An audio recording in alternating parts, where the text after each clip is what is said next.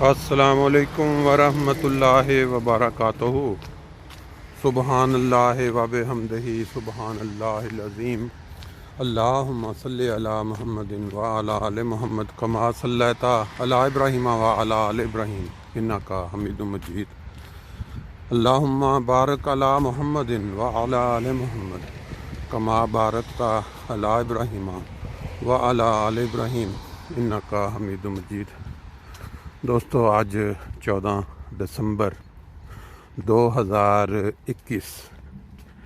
اور دن ہے منگلوار۔ صبح 8 بجے کا ٹائم۔ ابھی آپ دیکھ سکتے ہیں کہ یہ جو زندگی کی رونقیں ہیں وہ فرینکفرٹ جرمنی کے اندر صبح کے وقت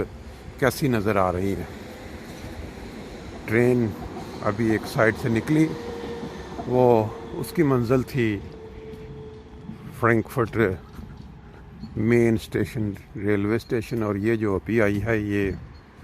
ادھر سے سواریوں کو لے کے واپس اس علاقے جہاں اس کا آخری سٹاپ ہے۔ زندگی کے ساتھ اگر ہم ان مسافر ٹرینوں کو موازنہ کریں تو بہت سی مماثلت ملتی ہے کہ ایک انسان جب اس دنیا میں آتا ہے تو اس کو آنے کے فوراً بعد نہلایا جاتا ہے،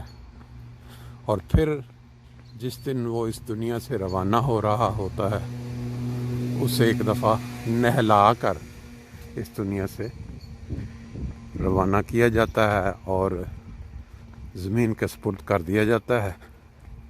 بڑا یہ گہرا فلسفہ ہے اس کے اندر کہ اس دنیا کی جو گندگیاں ہیں، اس دنیا کے اندر جو گند پایا جاتا ہے، ان سے آتے ہی ایک دفعہ اس دنیا میں انسان کو نلا دلا کے صاف کر دیا جاتا ہے، اور پھر جاتے ہوئے پھر ایک دفعہ باقی وہ جو اپنے کرتوت جو اعمال ہیں وہ اپنے ساتھ لے کے چلا جاتا ہے یہاں سے، ان کے مطابق پھر اس کے ساتھ سلوک۔ ہر مذہب جو ہے اگر اس کا آغاز دیکھیں تو وہ یہی تعلیم دیتا ہے، لیکن کچھ عرصے بعد اس کی شکل بدل جاتی ہے۔ بہت سارے لوگ ہیں جو مختلف مذاہب سے بڑے جڑے ہوئے ہوتے ہیں، لیکن پھر وقت کے ساتھ ساتھ جو زمانے کی ترقیات ہیں، مال و اقدام اور شہرت اور مقام، وہ ان کو آہستہ آہستہ مذہب سے دور کر دیتا ہے اور وہ دہریت کا شکار ہو جاتے ہیں، دہریت کی طرف چلے جاتے ہیں۔ بہرحال بات آج جو کرنے والی تھی وہ یہ کہ 2 دن قبل یا 3 دن قبل میں نے ایک خبر پڑھی، وہ تھی بنگلہ دیش کے اندر ایک کالج یا یونیورسٹی کے اندر ہجوم کی شکل میں نوجوان لڑکوں نے ایک نوجوان کو قتل کر دیا، اور اس کے اوپر پھر پولیس نے ایکشن لیا، انہوں نے گرفتار کیا کافی لڑکوں کو۔ بتانے کا مقصد یہ ہے کہ یہ والے واقعات سیم پاکستان کے اندر بھی ہوتے رہتے ہیں۔ اب یہاں پاکستان میں اور بنگلہ دیش میں فرق یہ ہے کہ وہاں انہوں نے مذہب کو اور مذہبی عناصر کو، جو مذہب کو بھڑکانے والے لوگ ہیں، مذہب کو اپنی ذاتی جاگیر بنا کے لوگوں کو نقصان پہنچاتے ہیں، مذہب کے نام پہ اکساتے ہیں لوگوں کو کہ یہ دیکھیں یہ ہو گیا، ان میں اور گورنمنٹ کے جو گورنمنٹ ہے اس کا جو ادارے ہیں ان میں انہوں نے فرق کر دیا ہے۔ وہ ان عناصر کے زیر اثر نہیں آتے،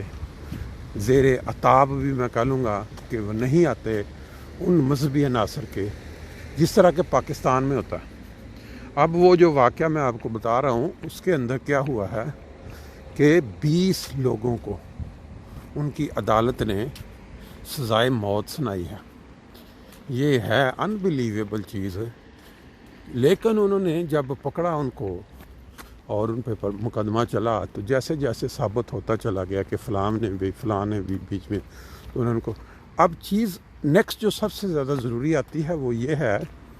کہ سزائے موت تو سنائی جاتی ہے پاکستان میں بھی، اکثر عدالتیں، متحد عدالتیں سزائے موت سنا دیتی ہیں، اور اس کے بعد کیا ہوتا ہے کہ جو مذہبی عناصر ہیں جو فساد پیدا کرتے ہیں مذہب کے نام پہ، یا مذہب کو بلیک میلنگ کے نام بلیک میل کرنے کے لیے استعمال کرتے ہیں، وہ اگلی عدالت میں یا وہ جو جج صاحبان ہیں وہ ڈرنا شروع ہو جاتے ہیں۔ ایک چیز ہے ڈرنا اور ایک چیز ہے مال کھانا، یہ دو کام ہیں۔ یا تو وہ ان مذہبی عناصر جو مذہب کو بلیک میل کرنے کے لیے استعمال کرتے ہیں، ان کے خوف کی وجہ سے جان چھڑاتے ہیں کہ یہ کیس ہمارے پاس نہ آئے، ہمیں تاریخ نہ دینی پڑے، اور یا پھر یہ ہوتا ہے کہ کوئی اور معاملہ دنیاوی ہو تو اس میں مال لگ جاتا ہے، اور پھر یہ تیسری قسم ایک اور بھی ہے، نہ مذہب کا دباؤ نہ مال کا دباؤ، جو سب سے بڑی پاکستان کی طاقت ہے، یا جس کے اوپر ابھی تک 1953 پہلے مارشاء اللہ کے بعد پاکستان کی سارے جو ادارے ہیں وہ ان کے بغیر نہیں چلتے، کیونکہ یہ اخبارات یا میڈیا کی ساری خبریں ہیں، نہ تو ہمارا سیاست میں کوئی تعلق ہے، نہ ہمارا کوئی اس ملک کے اندر کوئی بہتری میں انہوں نے کوئی تعلق رہنے دیا ہے، اس لیے یہ تو وہی ساری خبریں ہیں جو میڈیا میں آتی ہیں، جو نظر آتا ہے کہ مارشاء اللہ لگانے والے کون، اور پھر مارشاء اللہ کے بعد حقوق سلب کرنے والے۔ اب یہ عدالتوں کے اوپر بھی جب ان کا زور ہوگا، لازمی بات ہے کہ جس ملک کے اندر جج رہ رہے ہیں انہوں نے اپنی زندگی بچانی ہے، یا کس سے وہ بچیں، یا وہ مذہبی عناصر سے اگر بچ گئے جو ان کو اپنے جتھوں کے خوف سے ڈراتے ہیں، پھر دوسرا ایک مال کا بڑا جو ان کے سامنے ڈھیر لگا دیا جاتا ہے وہ اس سے بچ جائیں، تیسرا پھر وہ جو ہماری کیا اس کو کہتے ہیں پاور، اصل پاور جو ہے ہمارے ملک کی، اس سے بچیں۔ بات یہ ہے کہ بنگلہ دیش کے اندر جب کوئی فیصلہ ہوتا ہے تو جو مرضی وہاں ہو اس کے اوپر عدالت کا کیا ہوا فیصلہ اس پہ عمل بھی ہوتا ہے، اور جج جو ہیں وہ پروٹیکٹڈ بھی ہوتے ہیں، ان کو پتہ ہوتا ہے کہ ہمیں اس فیصلے کی وجہ سے۔ لیکن بدقسمتی سے ہمارے دیش میں، جسے ہم ہر پاکستانی جتنا بھی وہ ستایا گیا ہو، جتنی بھی اس کو تکلیف دی کہ وہ نیچرلی طور پہ محبت کرتا ہے، کیونکہ ماں ایک ہوتی ہے، ماں جسمانی ہر شخص کی جس کے ساتھ نیچرلی محبت ہونا فطرتی بات ہے، اور ایک ہوتی ہے دھرتی ماں۔ دھرتی ماں وہ ہوتی ہے جو جہاں آپ نے آنکھیں کھولیں، جہاں آپ بڑے ہوئے، جہاں آپ اسکول گئے، جس زمین کے اوپر آپ بھاگے دوڑے، جس نے آپ کو ایک نام دیا کہ ہم پاکستانی ہیں، آپ کی ایک پہچان دی۔ اب اس دھرتی ماں سے ہر انسان محبت کرتا ہے، صرف یہ ہوتا ہے کہ وہ لوگ جو بدبخت کہہ لیں، یا وہ لوگ جو مذہب کو استعمال کرتے ہیں اپنی ذاتی اغراض کے لیے، ان کا جب ان غلبہ ہو جاتا ہے یا ان کا اثر و رسوخ بڑھ جاتا ہے، پھر وہ جو لوگ تنگ ہوتے ہیں، جن کے بنیادی حقوق سلب ہوتے ہیں، لازمی بات ہے پھر ان کے دل سے بھی بد دعا نکل آتی ہے پھر ان کا، لیکن وہ بیسیکلی وہ لوگ ان سے مخاطب ہوتے ہیں۔ دھرتی ماں جو ملک ہے، جو سرزمین ہے، اس کے لیے کبھی بھی نہیں بد دعائیں یا کوئی خیالات نکلتے ہیں۔ بہرحال بنگلہ دیش کی بات ہو رہی تھی، ان کے اندر یہ ہمت جرت ہے کہ وہ جو فیصلہ عدالتیں کرتی ہیں اس کے اوپر عمل بھی کرواتے ہیں۔ ابھی یہ ہوا فیصلہ، اس سے پہلے انہوں نے جماعت اسلامی کے جو بعض لیڈران تھے جنہوں نے غالباً ان کے نزدیک 1971 میں جب وہ ان کا وہ بغاوت کا انہوں نے اس کے اوپر لگایا ہوا تھا پرچہ کہ بھئی یہ انہوں نے بغاوت کی اور ملک کے آرمی کے ساتھ لوگوں کو کافی لیڈران کو انہوں نے سزائے موت سنائی اور اس پہ عمل درآمد بھی کیا، باوجود اس کے کہ وہاں مسلمان کافی ہیں، کافی اس کے اوپر. لیکن پاکستان میں بدقسمتی سے ایسے ہوتا نہیں ہے. یہاں فیصلے ہوتے ہیں عدالتوں کے. ابھی آپ کے علم میں ہے وہ وشال خان جو یونیورسٹی کے اندر، اس کا بھی فیصلہ ہوا، لیکن لوگوں نے بعد میں اکثریت میں آ کے اس فیصلے کے خلاف لے لیا انہوں نے. پھر اس کے بعد ان کی ضمانتیں بھی ہو گئی کچھ لوگوں جو کہ اس جتھے کے اندر شامل تھے، ویڈیو سے شامل. اسی طرح اور کئی ایسے واقعات ہیں جن کے اندر سزاؤں پہ عمل درآمد نہیں ہوا، یا جج جو ہیں وہ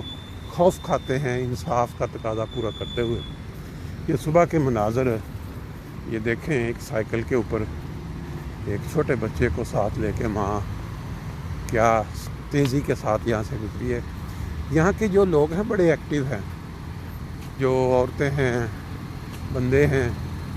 یہ سب. یہ دیکھیں سائیکل ہے اور سائیکل کے آگے اس کا وہ جو جس کو ہم کہتے ہیں نا بیبی ویگن، اس کے اندر اپنے بچے کو آگے لٹایا ہوا ہے اور اپنا یہاں وہ اسکول کو جا رہی ہے، یہاں کوئی وہ خریداری کرنے کے لیے جا رہی ہے. کیونکہ یہ لوگ بہت ایکٹیو زندگی گزارتے ہیں یہاں، اور یہی وجہ ہے کہ لوگوں کی صحت وہ ہمارے ملکوں کی نسبت زیادہ بہتر ہے ایکٹیو ہونے کی وجہ سے. اور یہ جو آپ کو صبح شام دوپہر کے نظارے اور واک دکھانے کا مقصد بھی یہ ہوتا ہے کہ اس سے موٹیویشن پیدا ہو. لوگ اب میں نے اگر صبح نکلنا ہوتا ہے کسی کام کے لیے، گاڑی ہوتی ہے بعض اوقات بندے کا، لیکن کوشش یہی کرنی چاہیے کہ اگر آپ 15-20 منٹ کا کام ہے تو آپ نکلیں پیدل، زندگی کو انالائز کریں اور ساتھ اپنا آپ کے جسم کے لیے واک بھی ہو جائے گی. اللہ تعالیٰ جی سب کو خوش رکھے، زندگی کو انجوائے کیا کریں جتنی زندگی ہے. اپنے ملک کے لیے دعائیں کیا کریں کہ ہمارے ملک کو اللہ بچائے، کیونکہ ظلم جب بہت زیادہ بڑھ جاتا ہے پھر خدا تعالیٰ کی جو تقدیر ہے نا، وہ یہ تو بھرا پڑا ہے مضمون کہ جو ظالم قومیں ہیں ان کی اللہ تعالیٰ کس طرح صفیں لپیٹ دیتا ہے.